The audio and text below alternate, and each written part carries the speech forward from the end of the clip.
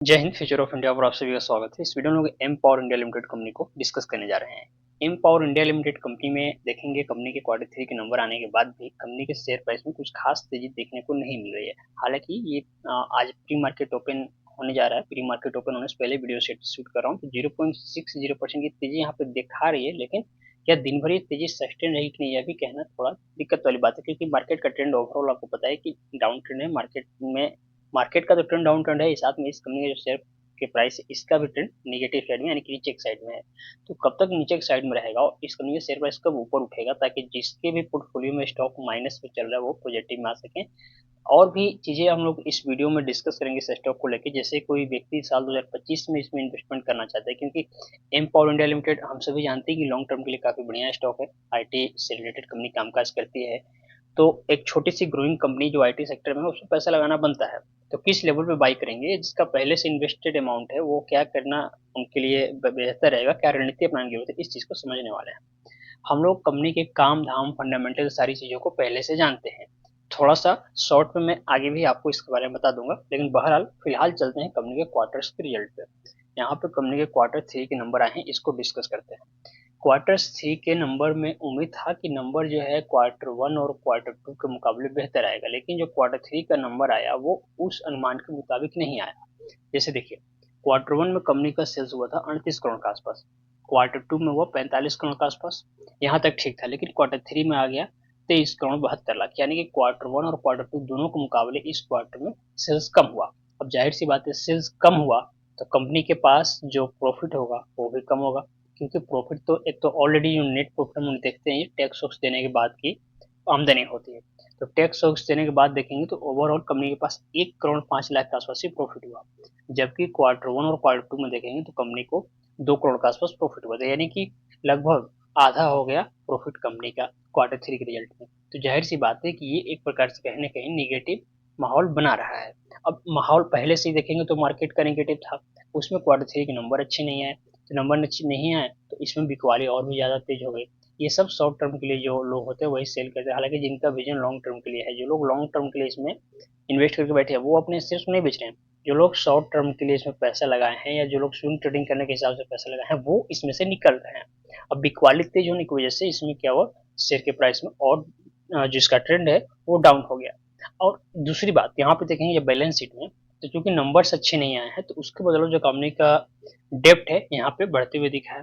देखिए धीरे धीरे यहाँ पे देखेंगे क्योंकि प्रॉफिट का पैसा तो कम हो ही रहा है, यहाँ पे कंपनी को कर्ज लेना पड़ा 21 करोड़ के आसपास कंपनी के पास डेप्ट हो गया बढ़ के।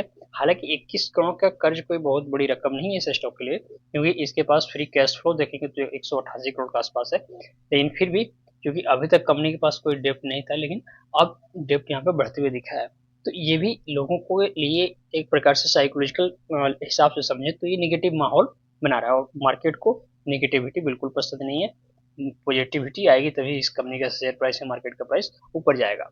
अब यहाँ एक चल के चार्ट पे समझते हैं कि हमें करना क्या है। देखिए अभी तक हम लोग ये जो सपोर्ट लेवल था 2 रुपए का, इसका सपोर्ट मान के चल रहे थे कि स्ट्रॉन्ग सपोर्ट लेवल है, इसको टूटना नहीं चाहिए। और चूंकि 2 रुपए से लेके 2.5 रुपए के बीच में स्टॉक का प्राइस कंसोलिडेट कर रहा है, तो जब भी निकलेगा तो प्राइस ऊपर जाएगा, ऐसा ही होता है।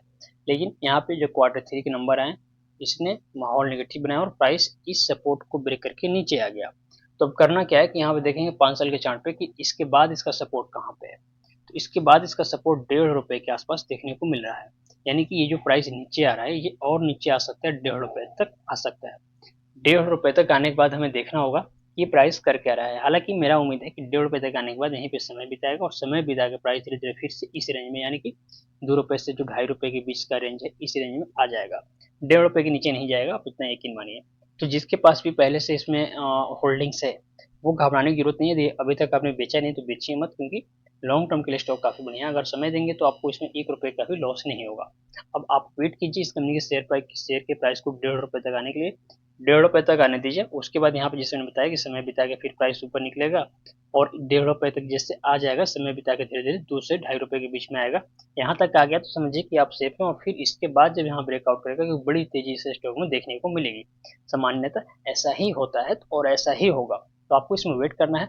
नई बाइंग अभी नहीं करनी है इस स्टॉक में, नया जो लोग बाई करना चाहते हैं उन्हें वेट करना होगा, जब तक ये 2 से ₹2.5 के बीच में नहीं आता है नई बाई नहीं करेंगे।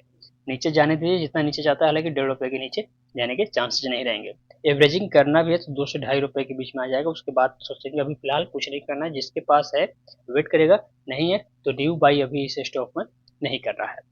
और यदि ओवरऑल बात करें Empower India Limited company में करना क्या है, तो जैसे मैंने बताया कि एम पावर इंडिया लिमिटेड जो कंपनी आईटी सेक्टर से रिलेटेड कामकाज करती है, आईटी सेक्टर में इन्वॉल्व है, तो इस स्टॉक में अगर आप समय देंगे तभी बेहतर होगा। तो आपको पहले से इन्वेस्टमेंट किए हैं तो इसमें आप अपना पोजिशन बनाइए, लॉन्ग टर्म के हिसाब से सोचिए और इसमें बने रहिएगा, प्रॉफिट में आ जाएंगे।